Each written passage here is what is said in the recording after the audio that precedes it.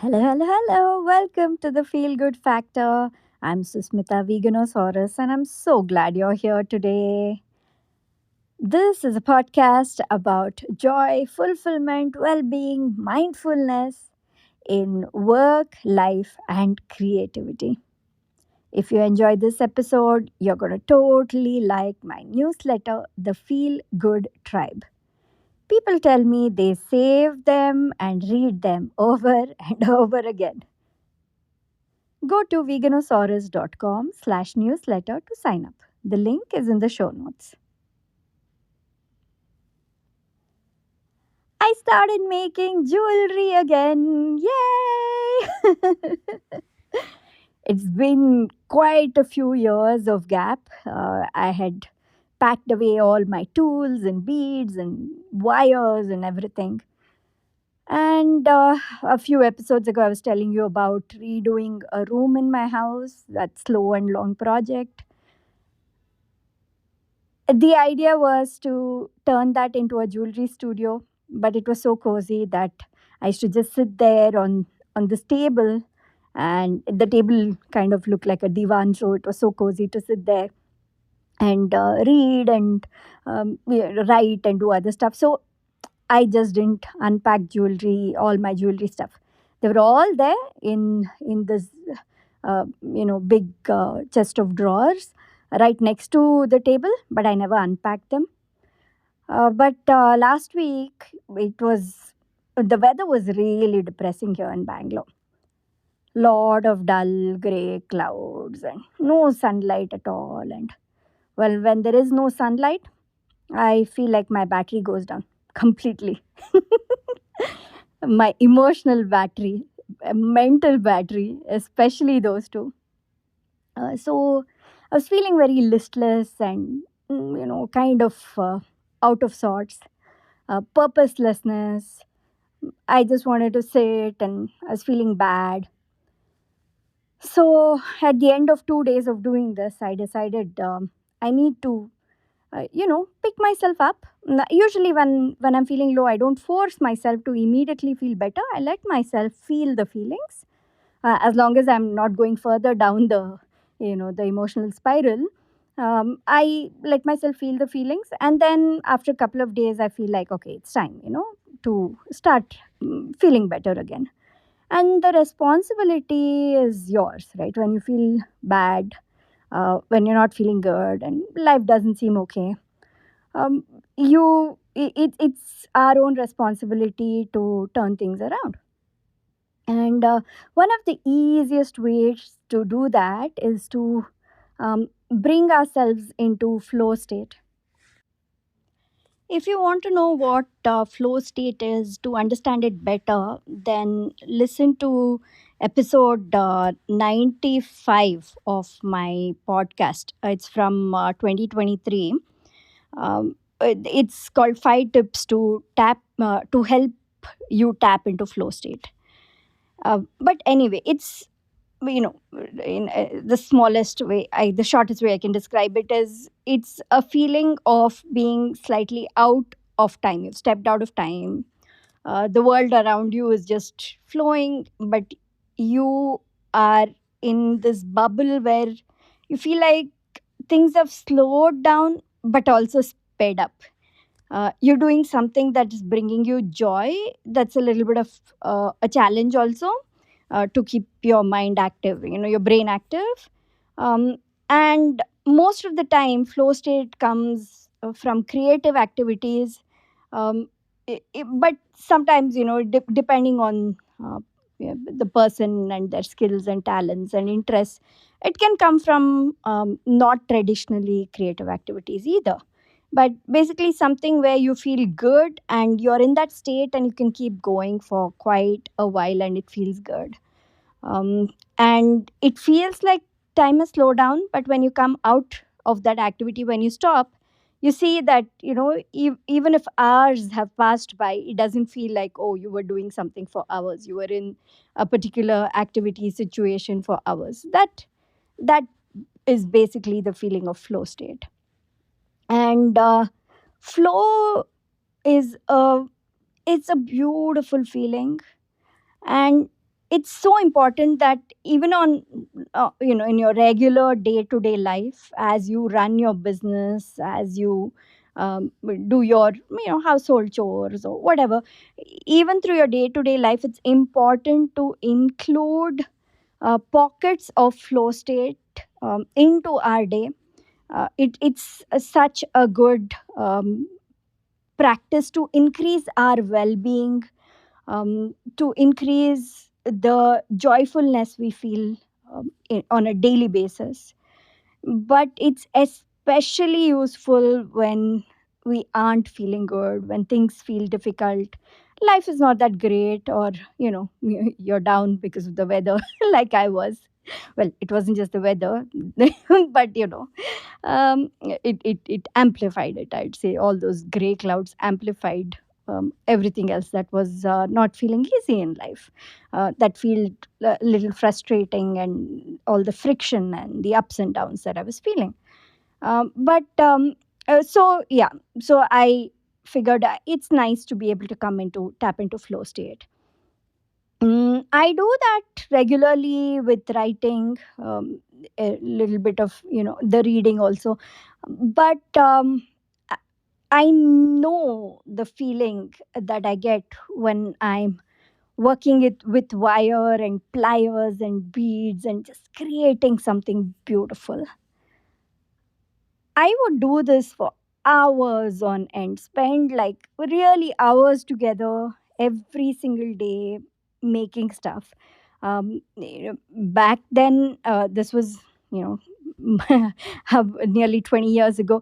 I had a jewelry store on Etsy, and I was a very, one of the very, very few people in India who'd make handmade jewelry. It was not a thing like it is right now. Like now there's so many talented people making handmade jewelry, but it was barely known back then.